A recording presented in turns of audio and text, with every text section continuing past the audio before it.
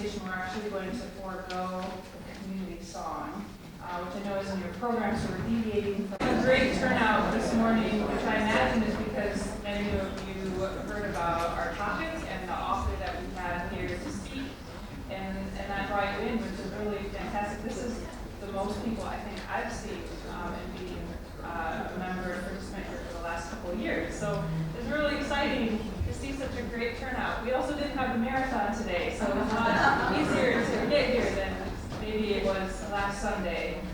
So it's my pleasure to get to introduce our speaker and the moderator for the conversation.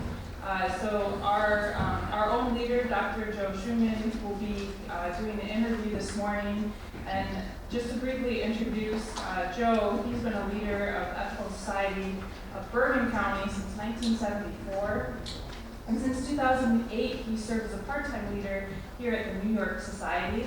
And he speaks here often, so if you ever want to come back and hear Dr. Schumann speak, he's a great speaker. We always learn something from him. He's the president of the Bergen County Sanctuary for Asylum Seekers, which was founded by the Ethical Culture Society of Bergen County. He also teaches human rights at the graduate level at Columbia University. He's published numerous articles that have been in the Record of Bergen County, New Jersey, the New York Times, The Humanist, Free Inquiry, Humanistic Judaism, and other periodicals. He also has articles published on ethical culture and religion in several encyclopedias. And so Joe will be joining us on stage to interview our guest speaker this morning, who is Stephen Hassan. Stephen Hassan is a mental health professional who specializes in helping people recover from mind control, as well as helping loved ones to exit without coercion. He's been helping people leave destructive relationships and organizations since 1976, after he was rescued from an infamous cult, the Moonies. Hassan directs the Freedom of Mind Resource Center, which is a counseling and publishing organization outside of Boston, teaches at Harvard Medical School and Brigham and Women's Hospital, and is pursuing a doctorate from Fielding University. He's the author of several books, including Combating Cult Mind Control, Releasing the Bonds of Freedom of Mind, Helping Loved Ones Leave Controlling People, Cults, and Beliefs. He also has a TEDx talk, which I would encourage you to check out online. It's really interesting, and I think it's a good overview of a lot about what he speaks about and writes about. So now I'd like to welcome Dr. Schumann and Steve Hassan to the stage.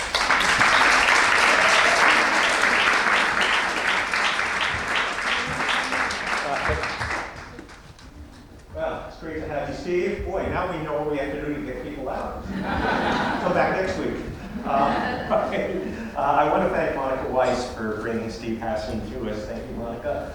Well, let me start off by saying, obviously, a lot of political pundits and commentators have tried to explain the Trump phenomenon, which seems so counter-rational, especially for people in this group. We pride ourselves on our rationalism and generally our liberal outlook on life.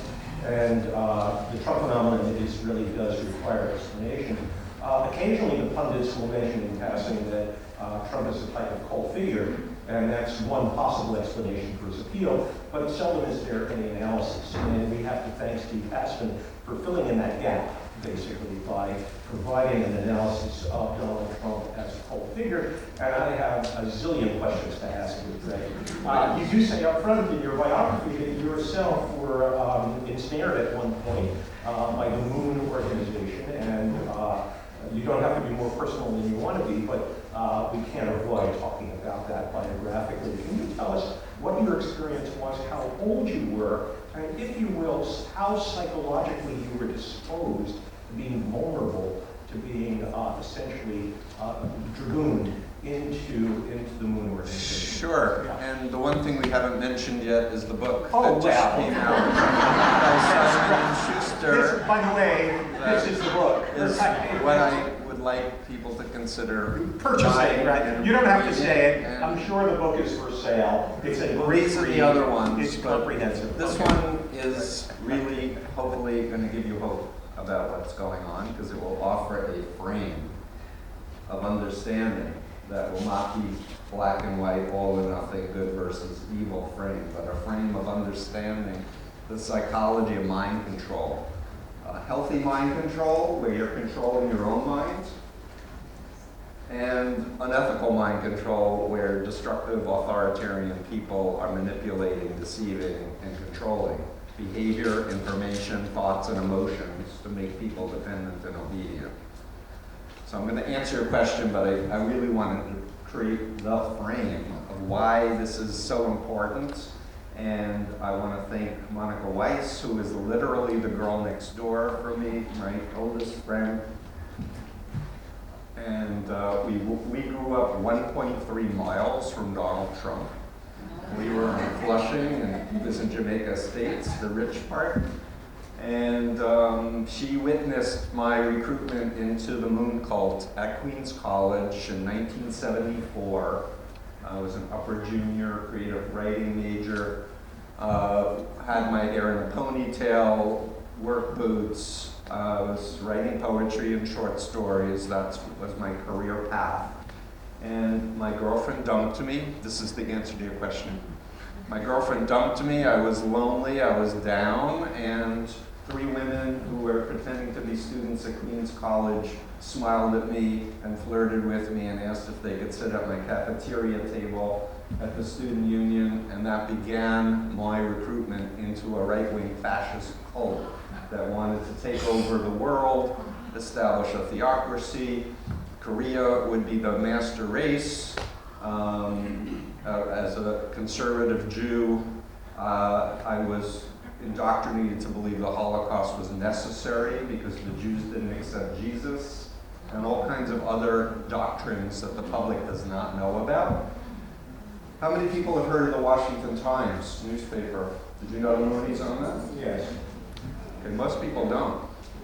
And I have a list on my website, freedomofmind.com, of friend groups that go 71 pages, single-spaced, of my former cult that is still operating today.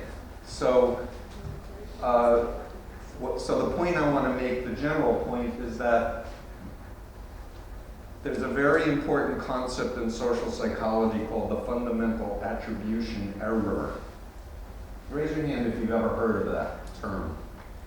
A few of you. What it means is when we look at other humans and try to figure out why they're doing what they are doing, we over-attribute personality variables or dispositional variables, and we underestimate the social environmental forces. We have a bias. So in other words, how could Steve get into the Mooney cult? He was weak, he was stupid, he was gullible, he didn't have a good religious education, his family was dysfunctional, whatever.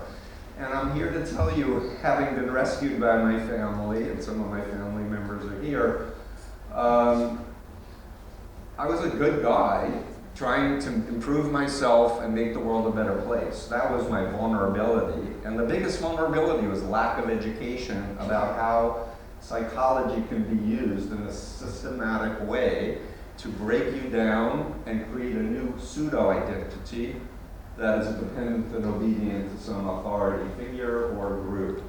And I see a few heads nodding, so maybe you were raised in a cult or have an experience in a cult, because that's how a lot of people know me through my books that first came out in 1988. But I really wanted to start this interview with stating that there's still a public ignorance about people who are susceptible to getting into mind control cults. The answer is, if you're breathing, you're susceptible. If you're alive, if you want to improve yourself, you want to make the world a better place, if you fall in love with the wrong person, you're vulnerable. But knowledge is power, and that's what my whole life work has been about, is giving information that empowers people to think for themselves and make their own decisions. And there's one message I'll come back to, and I know you're going to ask me more, but there's one message I want to beg you to consider listening to my story, is stop labeling Trump believers as stupid, ignorant, dumb, evil, and putting them down. That's what people did to me when I was in the Moon cult. That's what people do to people in Scientology, Jehovah's Witnesses, a million other cult groups, it just reinforces the mindset that you're being persecuted, and it doesn't provide an avenue for helping them to get in touch with their true self, to start thinking rationally, to look at human rights, to look at what's true, what are the facts. Because when I'm helping people exit a cult, I'm showing them facts. I'm often using literature from their own organization. I'm bringing former leaders from that organization to help explain facts. And people deep down inside do not want to be lied to. They don't want to be exploited. Understand that. And so there is hope, but we've got to stop this polarization. We've got to get educated about how other cults work. And with Trumpers, I'm jumping ahead, forgive me, Joe, but the two things to talk about people who are Trumpers about is Chinese communist brainwashing, which they all admit is happening. Over 1 million Muslims and other people are being in government-run programs right now. And trafficking, sex trafficking and labor trafficking entities. They will talk to you about those subjects. Don't talk about Trump as a cult person at first. Talk about things that they can relate to, and then break it down into the subcomponents: behavior control, information control, thought control, and emotional control. And with that as a common ground, I know I'm jumping ahead. Yes, Forgive me. I thought we'd deal with that at the end. Sorry. That's all right. I think, anyway, Okay. I apologize. Right, no, sure. We do want to talk, of course, about Donald Trump and the Trump phenomenon, but I really have to ask you one more personal question. I should say, I'm an alumnus of Queens College. All right. Class of 1968, and I was never approached by 3 attractive women either. So maybe it's, not to say, for a few minutes you were ahead of me there.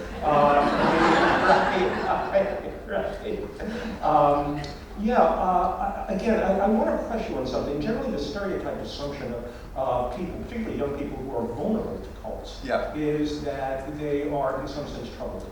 They are alienated. They are lost. They don't have a sense of purpose or direction in their life. They're, to use a technical term, they're deracinated. They don't have roots, and so on and so forth.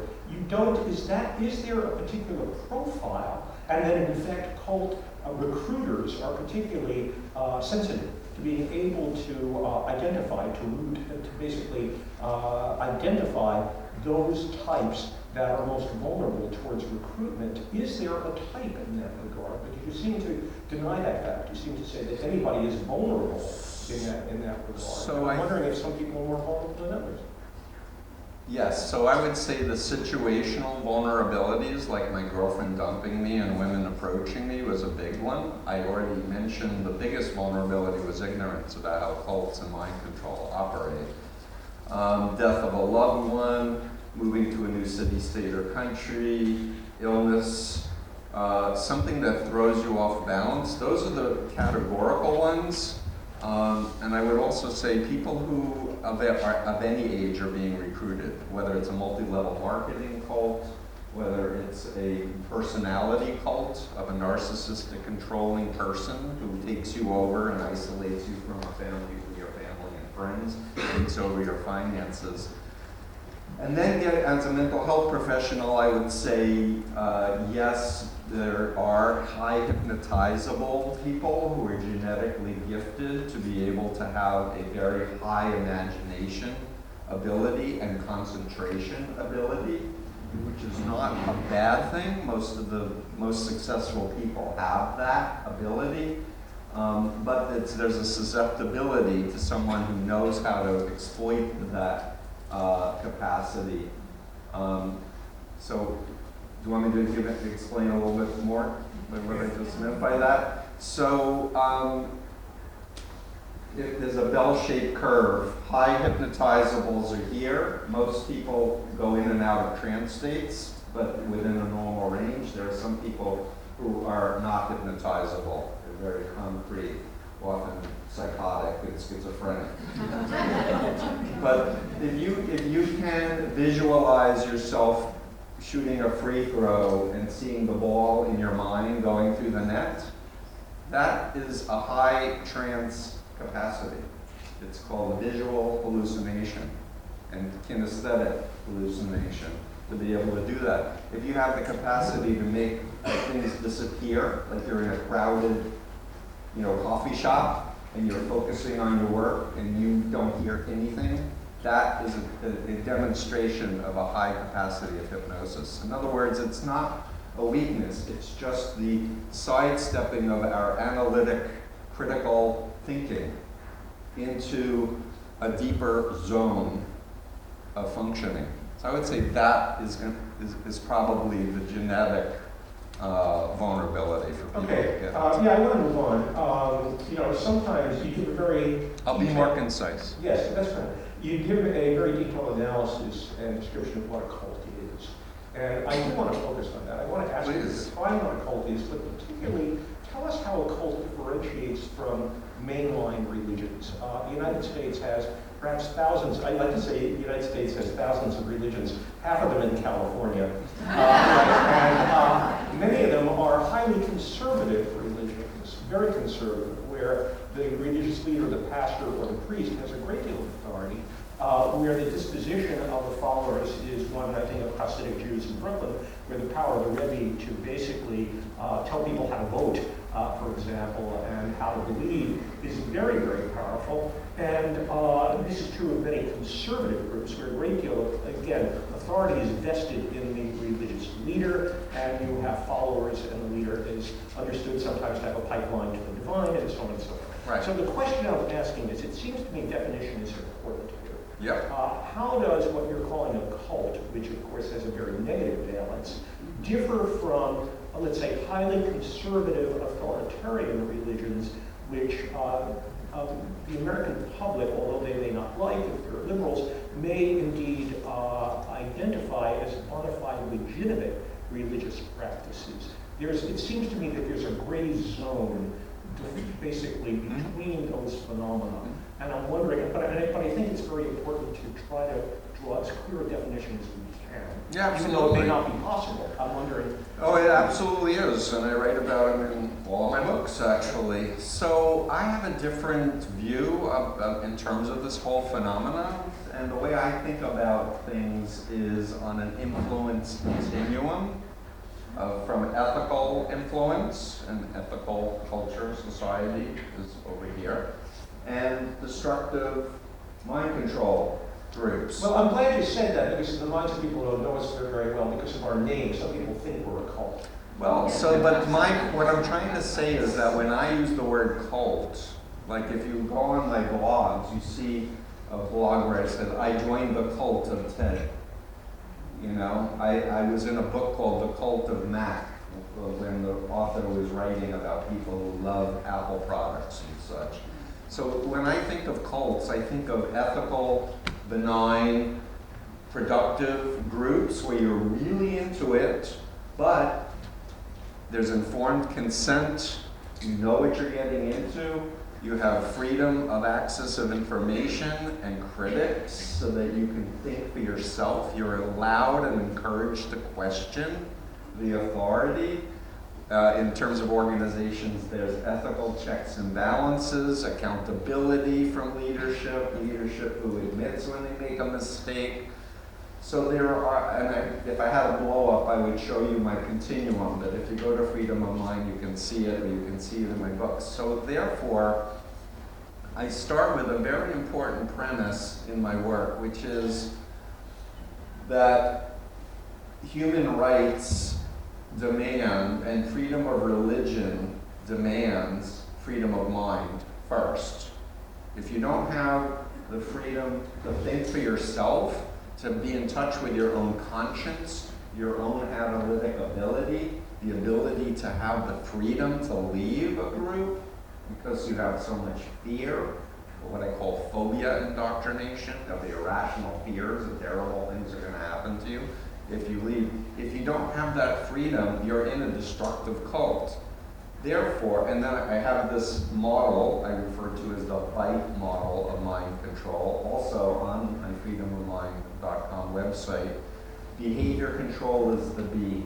So sleep deprivation is a big behavior control mechanism of mind control cults. When you look at most Americans, how many people are sleeping 7 to 9 hours a night and waking up refreshed? How many are sleeping? 7 to 9. So, but the brain and the mind needs good sleep to think clearly and to analyze. My sister-in-law's a neuropsychologist and a sleep specialist. If you need any help in New York, no, just kidding. But under behavior control, you might have clothing you have to wear. At the moment, I'm blocking on all of my criteria, but they're all out there in terms of behavior control, information control, thought control, and emotional control. And I say, if it's a Jewish group that's doing it, if it's a Christian group that's doing it, a Muslim group, an atheist group, if it quacks like a duck and walks like a duck and it feathers like a duck, think of it as a duck. Right? So that's my answer. Of course, what the gist of the book is, and that is the Donald Trump phenomenon. But one more question here. It seems to me, and I think correctly so, that you're talking about the retention of individual agency to make choice within the context of, let's say, even a conservative religious environment is critical towards not being a cultic environment. But one thing you don't deal with in your book, and I want to say a bit of a challenge here. People do leave cults. And they may not leave well. Yeah, they do that with the assistance of others. I suspect there are people who, in effect, drift away. And I'm wondering, and they do that because they make a choice at some point, for whatever reasons, that being in the cult no longer satisfies in some sense when they leave. How long do people who are ensnared in cults actually remain in them? And how many people who do become ensnared actually find their way out of cults through their own initiative over time? I don't have an answer to that statistically, but I can tell you that having been doing this work for 43 years, I'd say the overwhelming number are people who exit without a formal intervention, a programming, a counseling situation. But the variables of when you examine their story is really contact with the outside world that's loving and respectful and thoughtful and kind. Some of my friends who are in neo-Nazi hate groups all describe interacting with people who were treating them thoughtfully, kindly, respectfully, feeding them. The son of Derek Black, I believe it was, left a neo-Nazi, growing up in a neo-Nazi environment because he met a Jewish person in college who invited him for Shabbat dinner, and he realized these are human beings, and they're nice, and they're friendly, and they're helping me. So again, it goes back to the initial theme that I wanted to get out front, which is that we're not going to end the polarization by fighting and demonizing the other. We really have to understand that minds do shift and exit, but the variables that help them to leave. The biggest one, Joe, and I write about it in my book, is learning about another cult, one that isn't pushing all their buttons, all their programming, and going, hey, that's just like my experience. And when I wrote this book initially in 1988, I started hearing from thousands of people all over the world from groups I'd never heard of. But they said, I read your book and it woke me up. And I exited. One fellow who was in the headquarters of the Jehovah's Witnesses, he's like, how come you didn't mention the Watchtower? And I was like, why? And he's like, are you kidding? I underlined the entire book. I said, teach me. And so I started learning about the systems within that Watchtower as a mind-controlling, destructive cult. Okay, let's move on to Donald Trump, which is really basic. Please. Yeah, okay. You basically portrayed Trump in great detail as a cult figure, as a cult leader who uses techniques that overlap with, in effect, known cult leaders. You talk about Jim Jones, L. Ron Hubbard, Lyndon Sun Moon, Lyndon LaRouche. There's apparently about a half a dozen nefarious actors who you basically cite at great length and say that Trump really can take his place in many ways among these in terms of technique. Why don't you describe those techniques? So there are two parts to that. First, I would start with the stereotypical profile of destructive cult leaders is malignant narcissism. So it's not just flagrant narcissism, which says, I'm the center of the universe, I'm smarter than everybody else, someone who doesn't take responsibility for their mistakes or errors or the harm that they do, someone who lacks empathy, someone who's a pathological liar. But it adds the malignant sociopathic thing of sadism and paranoia and extreme amounts of control and more. So I make that case, I think, very strongly in the Cult of Trump book. And then there are the specific techniques of manipulation, and the number one thing is lying. And lying from someone who's an authority figure typically will induce confusion in the average person's mind. Because how could he say it if it wasn't true? But think back to Adolf Hitler and Goebbels. They would tell lies all the time, and they realized the bigger the lie, the more it would be believed. And they were taking advantage of something called cognitive dissonance theory. So in my book, I trace the work of Edward Bernays, who wrote the first book called Propaganda in 1928, and who was hired by the tobacco industry to get women to smoke cigarettes and participated in the first presidential election. He was the first person to connect psychology with politics and finances. And again, the point that I'm trying to get to is that the knowledge of how the mind works, and now we live in the digital age, I would add, by understanding what pushes human beings' buttons, unless people understand we're all vulnerable, we have an unconscious that gets triggered, and we need to use our analytic mind and look at facts. We're susceptible to all kinds of propaganda, disinformation, and other things like that. One of the techniques I talk about, behavior control techniques, information control techniques, thought control techniques, and emotional techniques. The universal technique I want to emphasize, I think I mentioned it a moment ago, is phobia indoctrination. The implantation of irrational fear. So when I was in the moon cult, I couldn't imagine leaving the group and being happy and fulfilled. I couldn't imagine leaving the group having a belief in God or having hope in the future of the universe without moon.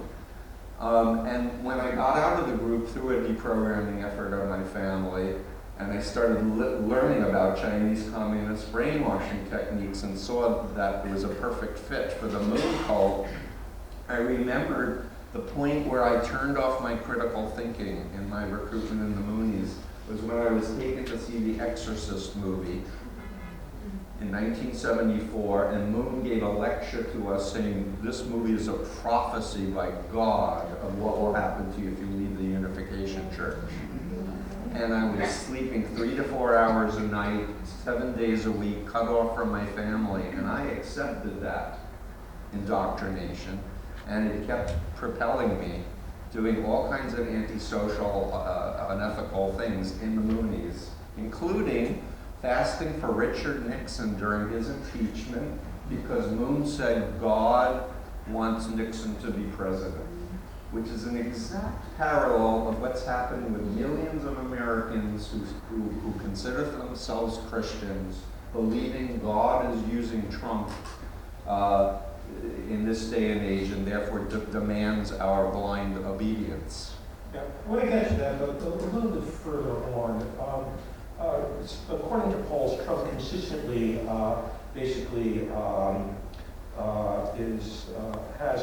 commands about 40% of the American public.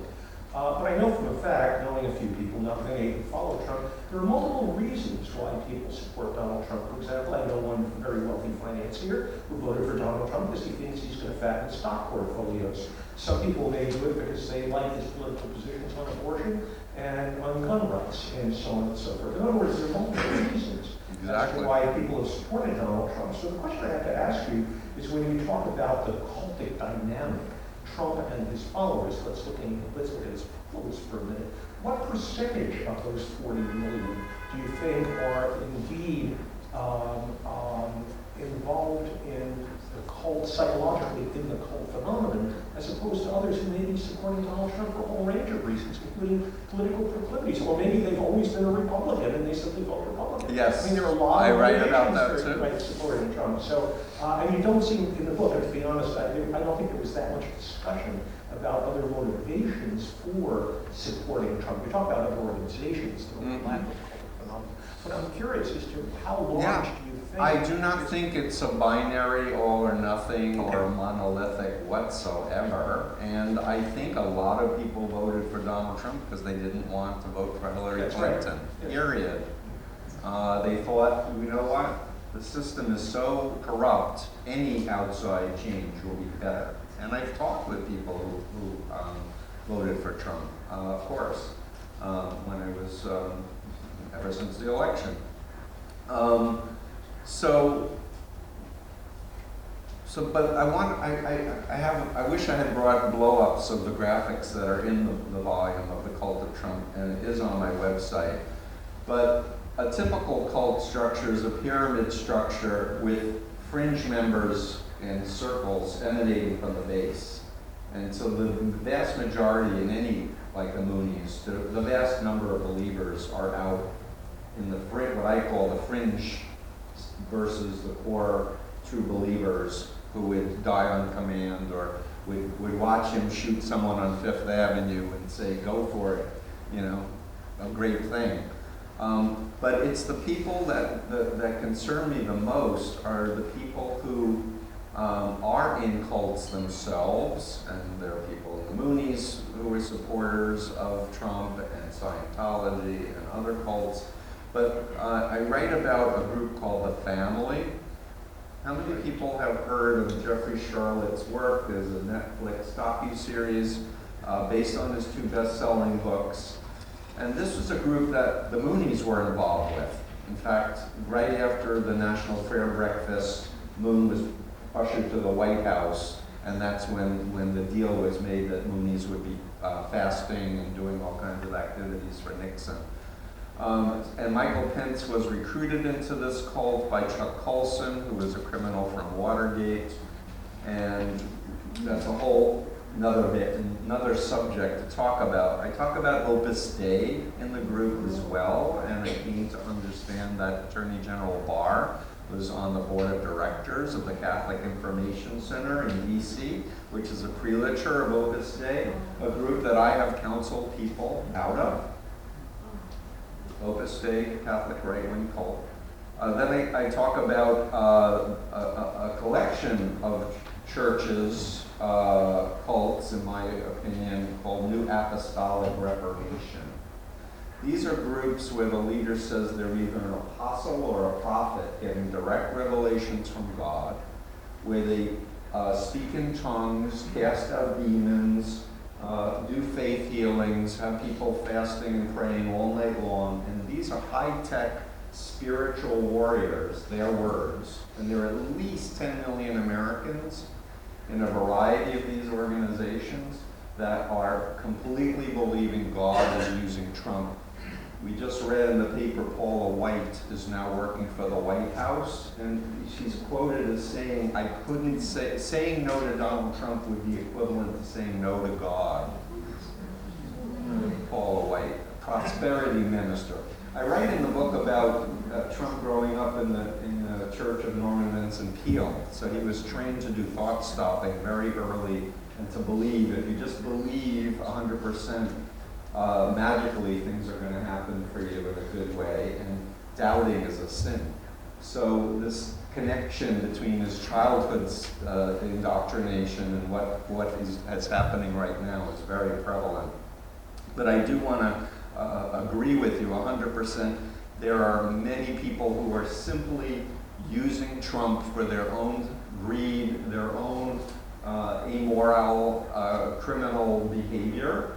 All the research I've done, including reading the Mueller report, It's clear that Putin is using and influencing Trump, and I think time will tell, but the facts will come out. Beyond the Mueller report is more than enough to demonstrate that. And then I talk about other organizations and buy-ins.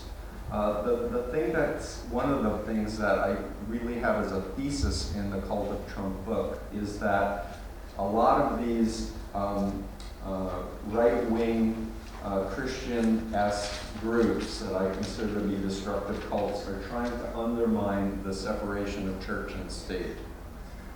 They are doing a deliberate program called Project Blitz in local communities, trying to get people on local boards in order to undermine women's right to choose, undermine gay rights, and impose their vision that America is a white Christian nation on the rest of us. And it is absolutely vital that we understand that these very well-funded, very organized groups wanting to subvert our democracy and to undermine the rule of law and our Constitution. And so therefore, we need to stop operating on this level and start thinking strategically about hope and what can we do to make things better and to not only not re-elect Donald Trump, but also how to bring people together again in the spirit of human rights and democracy and love and goodness. Yeah, okay, I want to pick up on something you just said. Please. It seems to me that your analysis in some ways is twofold. One could make the argument that those people who, let's say, go to Trump rallies and are his followers and so forth, are in effect caught up in the cult of dynamic. But here you're also mentioning other organizations which are not necessarily political. They Right. are religious organizations which are also cults, in your view, that are effectively doing, almost as surrogates, are doing Trump's work for him and have become byways towards support for Donald Trump. So it's a type of two-layered analysis, those who are directly Correct. influenced and those who are influenced perhaps somewhat indirectly through their involvement in another cult group that also supports Donald Trump and his ideology. Yes, so Chapter 7 are the controllers of Trump and who's running this and who are the followers, and they're not necessarily the same. Okay, I want to pick up also, and this involves a nuanced, I'm very interested in hair splitting psychologically here because I think it's... You're an academic, it's your well, job. that's an academic, that's what I do. But hopefully I'm in a not, doctoral program, I learned. hopefully not stuck in the ivory tower. No. The question to my mind is important and intriguing. You watch CNN or MSNBC or whatever you watch, except for Fox News, and in effect, there are multiple reasons why, given political and economic reasons as to why people follow Trump. That is, the doors of economic opportunity have been closed to them, that there is anxiety over changing American demographics. America doesn't look the same as more and more immigrants move into your neighborhood. There's the feeling and the anger that people's lives in the South and in the mountain states are really controlled by East Coast elites. A great deal, and I put a great deal of stock in this, is that we've developed a sense of political tribalism, that people feel, in effect, part of a group based around not only their ethnicity and their religion, but these days around political issues. I mean, gun control, abortion rights, and so on. It's created a type of tribalistic affinity among people, and so on and so forth. Given that all these analyses have truth to them, and assuming that they're all valid analyses, how does the cultic phenomenon, this is a very nuanced response I get, how does the cultic mindset or psychology, how is that factored into and meshed with all these other motivations that are political, economic, sociological, and so forth? Do you have a sense of Oh, I do, very much so. So I want to state another thing that I learned in researching the Cult of Trump book, which is a concept called fourth generation warfare. It's a PSYOPs term that was invented in the 1980s by an American military strategist named William Lind. And it's basically psychological warfare to disorient, confuse, to alienate people from one another, to get them to distrust truth, to delegitimize leadership and delegitimize institutions. So how do you delegitimize institutions? You take someone who's against the EPA and put them in charge of the EPA. Think about it. You take someone who doesn't believe in public education, someone who made billions of dollars off of multi-level marketing, and put them in charge of education. So we need to understand we're living on a planet together, and there are other countries that really want the demise of the United States. Particularly dictators and authoritarian regimes around the world do not like America saying, hey, human rights matter. They do not want our prestige, they do not want us to have power, and they've been embarking online on psychological warfare. And our media is only looking at how much money are we making. If we're getting good ratings, we'll keep on broadcasting the messaging that's undermining our democracy. And so I really, again, knowledge is power, and if you understand this is intentional undermining of facts and truth and science, and the thing that's enabled the human species to evolve to such an amazing level that we live today is because of science, and because of testing, because of fact checking, and not because of believing authoritarians who want to sell fossil fuels or authoritarians who want to sell weapons. You know, who's stockpiling assault rifles? People who listen to Alex Jones, Fox News. I talk in my book about how did we get to the place where we are now. Trump took away the Johnson Amendment, making it perfectly fine for churches to do political work without any fear of the IRS. They voted away the public good function when mass media was first created, so that anyone who has money can buy a network like TBN, the Trinity Broadcasting Network, which is the largest religious broadcasting in the world, and they're doing Trump propaganda. One of the things that's so different from my involvement with the moon cult are smartphones. And people are deliberately getting triggered intentionally by different platforms that want to make money doing advertising revenue, and they're measuring how much time you're spending on each app. And this information is all being collected because we don't have any data protection laws in place, which is really frightening. But the point that I want to emphasize is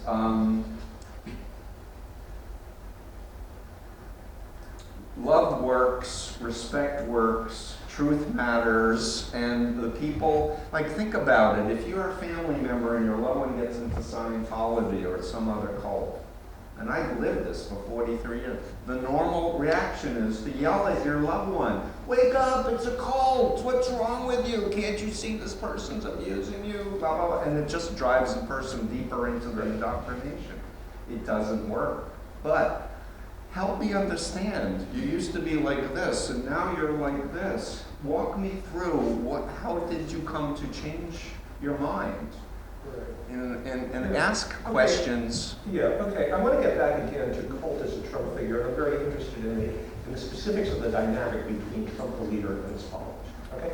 You had said very early in our interview that people who, in effect, leave cults, or one way for people to leave cults, is to have interactions with people outside that are humane, supportive. Yeah, the only people who leave cults without outside is if they're kicked out because they're asking questions that the cult leader doesn't like. Well, I want to ask you a question again. It goes back again to the basic definition of the cult. When I think of the cult, and the techniques used, and I think this is probably true of your own experience, is we think of cults as deliberately segregating and cloistering followers from the outside world.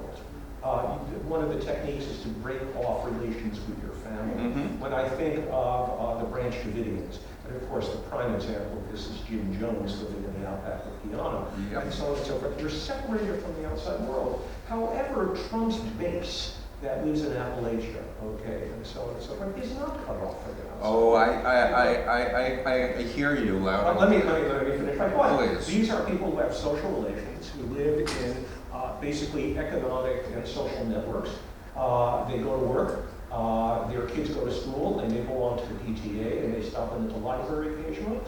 They watch a diversity of TV shows, not only Fox News. They live in the world as you live in the world. Now, we may, in effect, right, they don't live in the cosmopolitan, ethereal atmosphere of New York City, but they have social relations of different types.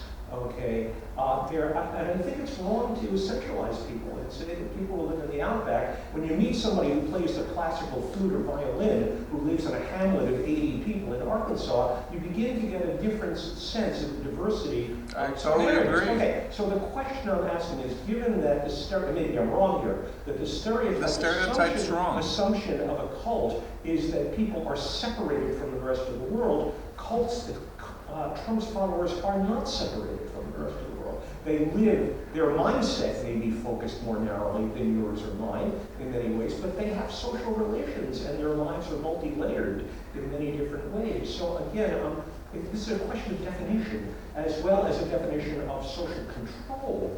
If indeed these people do live in the world, how indeed does that fit into the stereotype definition of a cult, which perhaps I erroneously assume involves segregation from the right. So yes, it is an erroneous. Am I being clear about the question? Absolutely. I think that the main cult leaders that you referenced, Jim Jones, when I was in the Moonies, David Koresh, for the most part, there was a physical isolation. What's different is the internet and talk radio and media like TV has been taken over for propagandistic purposes.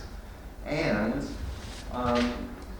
again, for me, so my definition of a destructive cult is an authoritarian pyramid structured group that uses deception and mind control, behavior control, information control, thought control, and emotional control to make people dependent and obedient. Okay, that's my definition back to 1988 of a group. It can be a religious cult, a political cult, a therapy cult, a large group awareness training cult, a multi-level marketing, could be traffickers, etc. It could be a government, could be North Korea, could be China. What's different now is we have cell phones that most people are using, and we're plugged in to our sources of information. Has everybody heard of a group called Better Angels? Look it up. There was just an article in the New York Times about it. It's an organization. I love what they're doing. They're bringing Republicans and Democrats together in groups to interact with each other and to listen to each other. It's such an essential part of how we're going to correct what's been happening in our country is breaking down the silos. Now, when analyzing somebody who's in a locale, a lot of the people that I've talked to who are Trump believers have said to me, my family won't talk with me. I can't have an intelligent conversation anymore because they yell at me and they call me names, which I think is a shame. Like, talk and look for common ground. Chapter 9 is all about what I'm recommending that people do to start breaking through the shell of this certitude that somehow there's a deep state and there's this conspiracy and Trump's going to wipe away all the corruption and get rid of all the trafficking. I'm working with a woman right now, a master's degree IT person who believes in QAnon. And she was a Bernie supporter. And she's completely, in that mindset, except she loves her husband. And they have 2 kids together, so she's willing to talk to me. She's willing to read my stuff. What is she doing? QAnon. QAnon is another group that it's a conspiracy theory online group that says that there'll be 100,000 arrests and Trump's going to wipe away all the corruption and expose the international trafficking network that the Clintons, you know, did, Pizzagate, etc. The group is still around, unfortunately. But so yes, we're living in the digital age, and you no longer need to be physically cloistered to be in a mind control cult. Right. There are many people who are in mind control cults who go to work every day and they watch TV at night, but they can't think critically about their leader, the doctrine, or the group. They can't talk to their best friends who've left the group, or they may not be able to talk to their own family members who are still in the group. And it's this information control that's a major feature of mind control. It's very interesting. So you're saying that one does not have to be physically separated, that we've created virtual separation. Right, and that the cults want to trigger the family and friends to give up on their loved ones. So when Scientologists do their communications course where they're learning to stare at a member and everything else, the next one is called bull baiting, where the Scientologist will say, and you're in a cult, aren't you? In order to get the Scientologist not to react. So that when their family members say, you're in a cult, look at the Leah Remini show, the person is like, I don't need to look at the Leah Remini show. I know this is really working for me. Right. Okay, a few more questions. Please. We'll have to end. This is really very interesting and very important. When you talk about remediations and people leaving cults, your response, as indeed your analysis, is primarily psychological and interpersonal. Mm-hmm. That you do this. And yet, I can't get away from the fact, and I tend to be more sociologically oriented and politically oriented, that so much of what we're seeing in terms of Trump's followers has to do with the fact, it's not the only dynamic, the fact again that the doors of economic opportunity are closed to people, the economy has changed in ways that people can't adapt. You're not going to get a 50-year-old guy whose factory is closed to retool himself in IT technology to find a new job, that there's a great deal of despair. And we know the extreme of that is what we now call deaths of despair, suicide, alcoholism, 40,000 people dying of opioid addiction, and so on and so forth. I can't look at those phenomena and say that there is not that I'm a Marxist, but that there is in fact an economic base to so much of the problems that we're looking at that tend to condition, not an economic determinist, but I think economics conditions and molds people's values and so forth. And I'm wondering, it doesn't factor into your approach, which is psychological and interpersonal, with regard to getting people out of this situation. Yep. I look towards economic and political remedies and say that if indeed we could restore a more egalitarian economy and open the doors again for political advancement so people felt that they, and particularly their children, can move up. Mm-hmm. That would go far in terms of undoing the type of psychological grip that the cultic phenomenon, which you analyze, it's your business to do that analysis, that the cultic phenomenon has indeed imposed. And I'm wondering how you look at those other dynamics in terms of your analysis. And how to get people so how I think about it is, and I'll borrow on my friend who's Alan Shefflin, who's a law professor emeritus from Santa Clara University, who created a social influence model for expert witnesses to use in courts of law that look at the influencee, the influencer, and the goals, the methods of influence to analyze whether there is undue influence being used. And there's no question that there are economic vulnerabilities if you're out of work and someone's offering you hope that you're going to get money or you're going to get a job. That's going to be a major susceptibility in terms of influence. I'm completely for more egalitarian economic approaches, but I don't see a way out of this without people understanding psychology. understanding themselves, understanding how the mind works, understanding the difference between ethical influence that's giving you a real choice, but respecting your individuality, your right to question, and reality test, versus the fear indoctrination, the thought-stopping indoctrination, the trust me, the loyalty and obedience over your own conscience and your own reality testing. It's very interesting that in the last couple of weeks, Anthony Scaramucci has been interviewed recently saying that Trump is like a cult leader at Hubbard, and talking about the GOP meeting deprogramming. And I spoke with him on Friday, actually, and he read The Cult of Trump book. And so I'm like, so what's your plan? He said, you should, let me interview you, Steve. I was like, okay, let me know. We'll do it. But the point is we need Republican, conservative, respected voices, and ideally more insiders, to be able to speak out to their groups, the Republican organization. And in my research, people tend to vote whatever party they grew up in. Whether you're a Democrat, you vote Democrat or Republican. We need to start thinking more about issues and substance. And in my last chapter, I talk about the need to, I think, psychologically certify anyone who's going to occupy the White House to have at least some basic sound mental health, like a forensic evaluation. Seriously, because think about it, if you're on a nuclear sub, you get tested every year to be around nuclear weapons. Except if you're in the White House, you don't need to have any testing. You can blow up the world. You can do a one-sided nuclear attack, and there's nothing to stop you.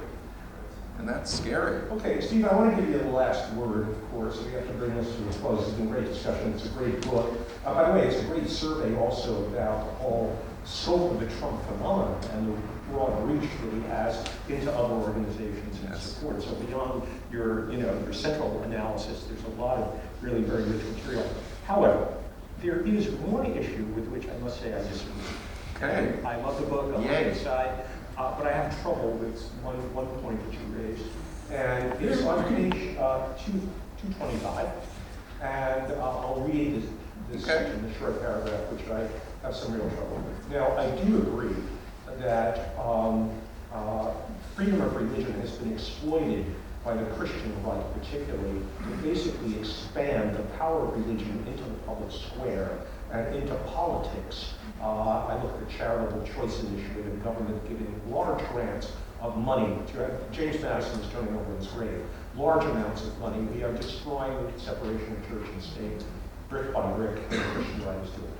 However, I must say, I do value and cherish the right of religious freedom.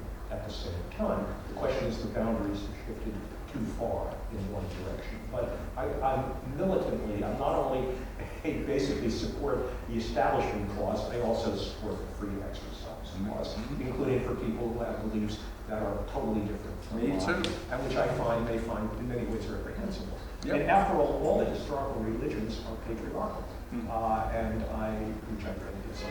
which is something I oppose, and yet I support the right of the Catholic Church not to ordain women as priests, if that's indeed they're still private organizations. And people are free to leave the Catholic Church. As long as there's an exit, however difficult it is for women, I in effect will support the right of religious freedom and approves to behave as they will. This is the point where I have a little bit of difficulty. Okay, you say the final note on the subject of religion.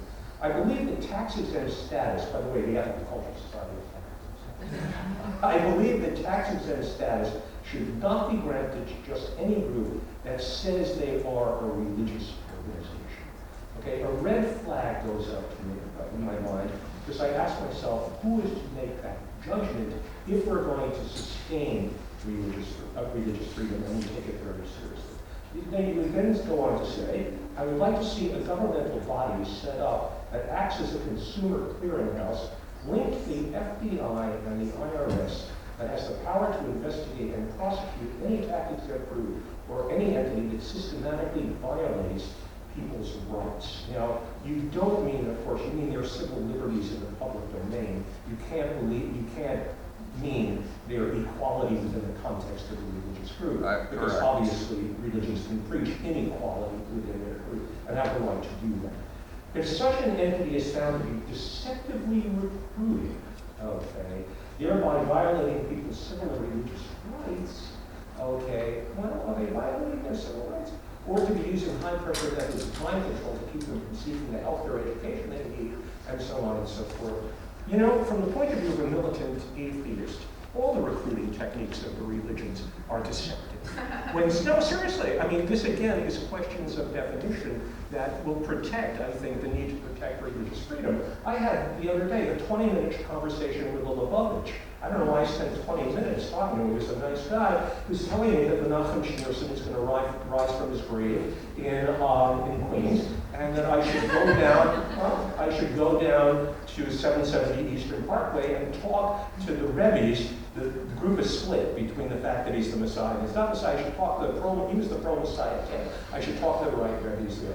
Okay, I could argue in terms of trying to sell me this mythology and recruit me, which he was trying to do. Yep. He was being deceptive. I mean, if I use a rational, if I use a rational analysis, and rationalist I am, in effect, all of religion, we might argue, is deceptive. And the question I would say is, if you're going to deny a group its status of religion, who is to make that judgment? The FBI? I mean, our government bureaucrats are not theologians. Right. And you're basically putting them in that position. That makes me, I've got to tell you, Steve, that makes me uncomfortable if you want to preserve the right to religious freedom. Thank you. And I'm not going to get, I mean, I may be biased. No, and thank you for disagreeing, and questioning is healthy. Okay. I come to my opinion and conclusions based on having been in a cult, being a mental health professional, and working in this field for 43 years. I state again, and I should say I'm a member of a renewal Jewish temple in Brookline, Massachusetts for 21 years. And I like to go to Torah study, and I like to daven, and I do drive on Shabbat, so I'm not Shomer Shabbat, but I believe in religious freedom. That said, the reason I'm in a doctoral program at 65 years of age, excuse me, is because I realized a number of years ago that as an activist, nothing's changing. In fact, things are getting worse. And I realized that what needs to change is the law needs to be updated from a 100-year-old outdated model that says human beings are rational agents and all you need to do is be 18 and you're making your own decisions. Now we know with cognitive neuroscience, the frontal cortex isn't even mature till 25, just to use one little variable.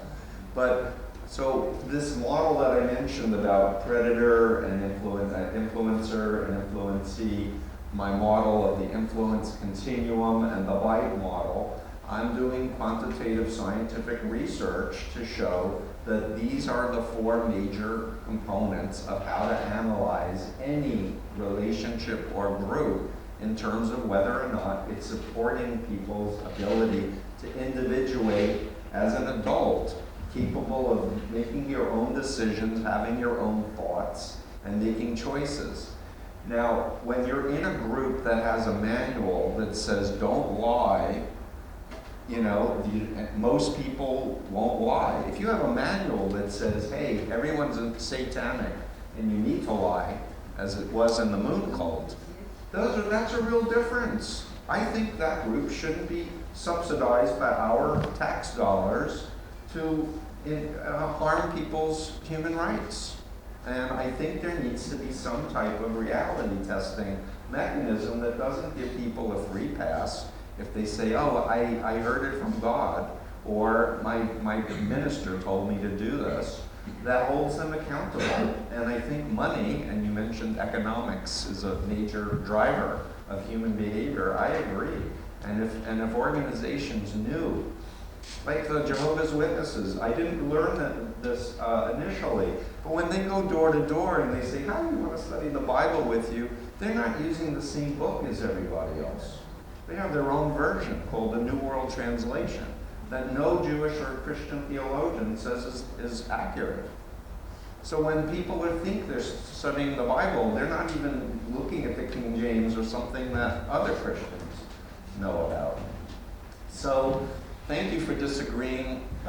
It's really a wishful think that I added this to the book, that to have some type of mechanism where people who are being raped by their cult leader or deceptively recruited should be able to go to a judge and a jury and say, Your Honor, stop this, malevolent behavior that's harming so many people. If we love freedom, if we believe in democracy and the separation of church and state, we are in a battle in that sense of saying facts matter, democracy matters, checks and balances, rule of law matters, and having conversations with people who think that Trump is above the law and doesn't need to respond to congressional subpoenas, and his people don't need to respond to congressional subpoenas. Yes. Well, one last word briefly. Are you hopeful? I have to be hopeful. That's how I think about it. We're living in a historical moment, and I have to believe that there are good people who aren't frozen or checking out or so traumatized, but actually are activists and want to rescue our experiment in democracy in the United States and have racial equality and economic equality and liberty, and salute to fighting the global climate lobby that's promulgating, wishful thinking for their own greed. Instead of thinking about our future, we live on one planet together. So we need to come together. And I love the work that you're doing to be inclusive, to promote critical thinking. You're the only organization that's offered to have me come and speak about this book. Honestly, where are all the other organizations? Where are all the other TV shows talking about mind control? Right? It's too hot a subject, apparently, for people to think about. Steve, I want to thank you for on behalf of all of us, for the very important work you do.